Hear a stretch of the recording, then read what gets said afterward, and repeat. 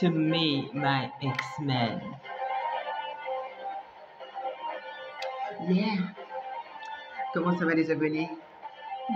On est en mode mutant, super pouvoir, super héros, cyclops, tout ce que vous voulez. On est en mode X-Men.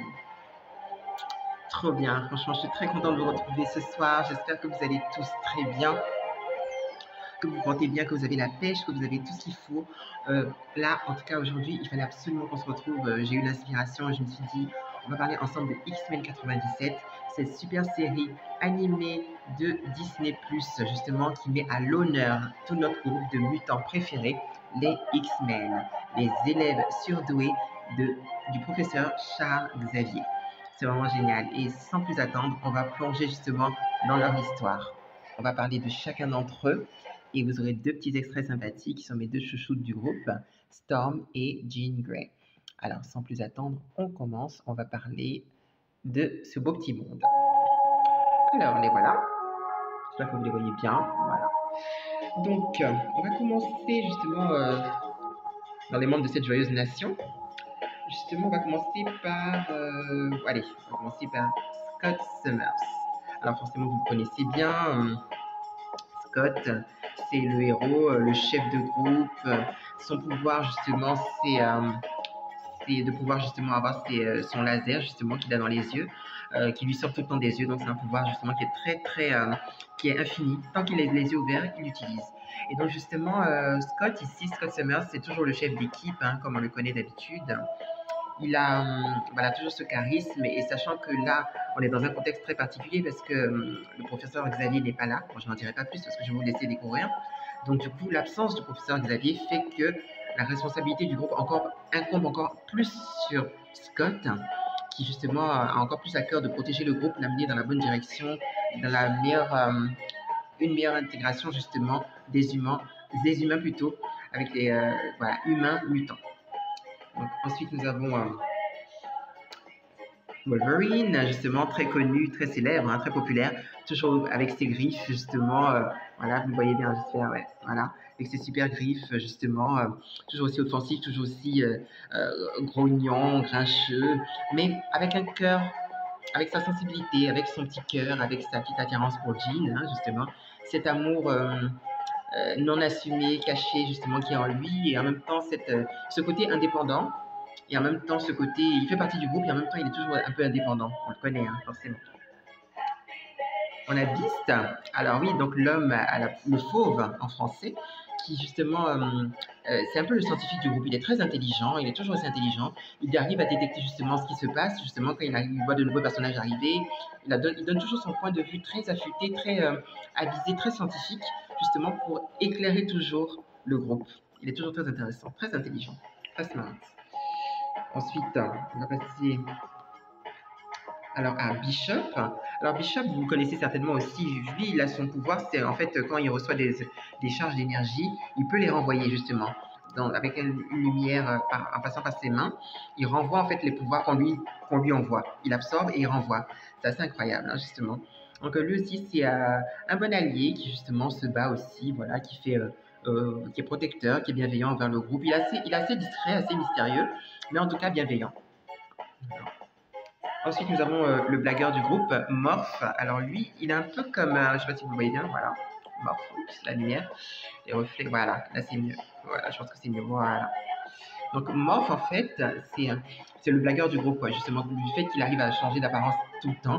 Donc il fait plein de blagues à tout le monde, il change tout le temps d'apparence. Un coup il devient Jean, un coup il devient le professeur Xavier, un coup il devient X, Y, Z. Il en profite toujours pour faire des petites blagues, mais on sait toujours que c'est lui au fond. Nous avons Magneto. Alors Magneto, vous le connaissez forcément, c'est le chef du magnétisme. Tous les objets métalliques n'ont aucun secret pour lui. Il maîtrise tout.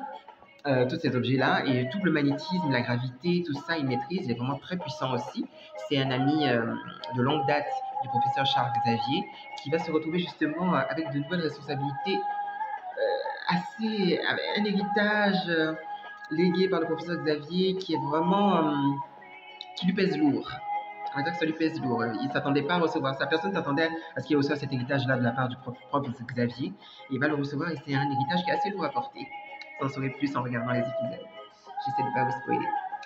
Ensuite, nous avons Roberto D'Acosta. Alors, ce charmant latino, lui, je crois qu'il s'appelle Solar. Il a le pouvoir d'énergie solaire, c'est-à-dire qu'en fait, il capte un peu les rayons du soleil d'une certaine manière et il réutilise ces rayons du soleil-là comme voilà, avec ses mains pour ressortir l'énergie solaire de manière un peu voilà, offensive et tout.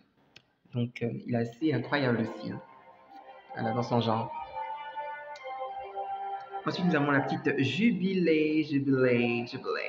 Alors, elle, du coup, elle, franchement, son pouvoir, en fait, quand je me dis, attends, c'est juste faire des feux d'artifice, c'est un peu bizarre. Ça m'a toujours fait un peu bizarre ce pouvoir. Je me suis dit, sans plus, quoi, qu'est-ce que ça peut bien apporter au groupe de faire quelqu'un qui fait des feux d'artifice et tout? Qu'est-ce que ça apporte? Mais quelque part, ça, disons que ça a son petit élément. C'est une bonne diversion, je pense. Et puis, ça a sa petite utilité. Mais c'est plus festif qu'offensif, à mon avis, sur le pouvoir de Jubilé. Voilà. Et c'est une petite jeune, justement, qui, justement, en gros, elle est avec ses parents. Je crois qu'elle a été adoptée par ses parents, si je ne me trompe pas. Et donc, en gros, son pouvoir était assez dérouté assez ses parents. Et puis, le prof Xavier l'a vu, il a voulu souhaiter la recruter. Et puis, elle est rentrée dans le groupe, en gros. Et puis, voilà. Et puis, elle était un peu en danger aussi avec les sentinelles et tout. Et donc, Tornade a dû l'aider et tout ça. Donc, il y a eu tout un drama aussi là concernant et une mise en danger avec les sentinelles, si je me souviens bien. Et puis, à finir, elle a intégré le groupe et disons qu'elle est un peu la petite, voilà, la petite étincelle du groupe, la joie et la bonne humeur, quoi, la petite jeune. Ensuite, nous avons Rémi Lebeau, Gambit. Donc, je pense que certainement beaucoup d'entre vous l'aiment bien, avec ses bâtons, avec son énergie assez particulière et ses yeux noirs avec ce rouge. Hein. Il est un peu lugubre, hein, je sais pas. Il fait un peu lugubre, ce mec, je sais pas. Il a toujours fait un petit effet lugubre. Mais bon, il a son charme, il est cajun, il vient du sud des États-Unis. Il aime bien Rogue, la Malicia. Et voilà. Donc, il est plutôt bienveillant. Mais là, on va dire que, disons que là, il est un peu dans une sorte de ménage à trois entraîné malgré lui dans un ménage à trois qui ne lui plaît pas trop, dans des situations très dramatiques et parfois même tragiques. Voilà, donc je vous laisse en juger. Enfin, nous avons Rogue Malicia. Sugar. Elle adorait dire ça justement à l'époque dans l'ancien X-Men 1997, surtout quand on regarde en anglais. À chaque fois, elle n'arrêtait pas de dire Oh, come on, Sugar, come on, Sugar. Une fois même, elle avait fait un bisou à Scott Summers. Et il dit à chaque fois, oh, good kiss, Sugar. Donc voilà, c'est Miss Sugar, voilà, elle a ses pouvoirs justement aussi, elle peut voler. Elle a son pouvoir tactile justement qui permet d'absorber les pouvoirs des autres et même leur énergie vitale. Donc c'est un pouvoir qui est très particulier. Donc ça l'oblige à être toujours très délicate et à porter des gants et à faire très attention à qui elle touche justement. Donc elle est toujours là, on sent que c'est une rogue assez passionnée, assez énervée. Voilà, assez à fond. Ouais, je vous laisse en juger par vous-même. Et donc là, après, je vais revenir sur forcément une de mes chouchoutes, la meilleure, Miss Aurora Monroe, Tornade, la star, l'ancienne déesse africaine de la météo, mais là surtout la mutante au pouvoir météorologique qui est vraiment super géniale avec ce pouvoir. Elle maîtrise les éclairs, la neige, le vent, la pluie. Elle peut voler, se transporter elle-même avec la puissance des vents. Elle peut aussi transporter plusieurs personnes en même temps avec elle. Elle est super, elle est géniale. Et justement, je vous laisse en juger dans cet extrait. Coucou mes abonnés, j'espère que vous allez bien. Alors là, c'est vraiment justement ce meilleur passage avec Ororo Monroe Tornade, toujours aussi stylé, magnifique, incroyable, avec ses pouvoirs électriques de mutante, voilà, au pouvoir météorologique, elle est très stylée, hein, franchement. C'est la meilleure, elle utilise ses pouvoirs pour protéger sa famille, ses amis X-Men, Cyclops, Malicia, Gambit, Bishop et autres. Elle est magnifique, elle est digne, elle est puissante, je l'adore. Et franchement, elle fait le boulot en détruisant ces vilaines sentinelles qui sont tellement terribles et tellement méchantes avec ces X-Men, voilà. Avec nos mutants chéris, ben, Monroe fait le boulot et les a destroy et c'est magnifique. Enjoy! Franchement, bisous, bravo Monroe. C'était cool, hein, tous ces pouvoirs électriques et tout ça. Elle est vraiment géniale, Ororo Monroe. Et puis si bienveillante, un vrai leader très charismatique, africaine, stylée, afro-américaine, stylée. Voilà, hein, que demander de plus, c'est l'une des meilleures, mais elle n'est pas la seule meilleure. Il y a aussi, j'ai gardé une autre meilleure pour la fin, Jean Grey. Je l'adore. Elle était mannequin, elle est toujours entre deux mecs, voilà, plein de gens l'aimaient. Quand elle est arrivée dans le groupe, Angel, Wolverine, Scott Summers, tous sont tombés amoureux d'elle et de son charme de rousse volcanique incroyable. Ses pouvoirs sont des pouvoirs qui sont assez psychiques. Elle peut lire dans les pensées, elle peut déplacer les objets par la pensée, télékinésie, télépathie. Et donc, à un moment donné de son histoire, elle était confrontée à une force cosmique qu'on appelle la force phénix. Alors, c'est tout un drama, c'est une longue histoire à raconter, mais disons que, en gros, elle a un peu de la force phénix en elle aussi, ce qui fait que ça booste les pouvoirs télépathiques et télékinésiques qu'elle a déjà de base, et ça la rend vraiment très, très, très puissante. Alors, donc, vous aurez l'occasion justement de voir ça dans la série. Mais là, je voulais revenir sur un petit passage intéressant avec Jean Grey, ou plutôt les Jean Grey, jugés par vous-même. Alors, comment ça va mes abonnés? Alors ça, c'est la séquence Jean Grey, hein, donc, que j'ai choisie. C'est très intéressant parce que là, on voit en fait tous les mutants tous ensemble, en train de discuter, Gambit, Magneto, Morph, qui sont en train de discuter, voilà, après un passage très particulier, après le départ d'un de leurs amis et tout, et famille, et là, tout d'un coup, c'est le départ de quelqu'un, mais c'est l'arrivée d'une autre personne. Mais en fait, mais quoi? De Jean? C'est bizarre, je comprends pas. Mais qu'est-ce qui se passe, Kezako? WTF? C'est quoi ça? De Jean? Bizarre. Et voilà, c'était vraiment cool, hein, tout ça.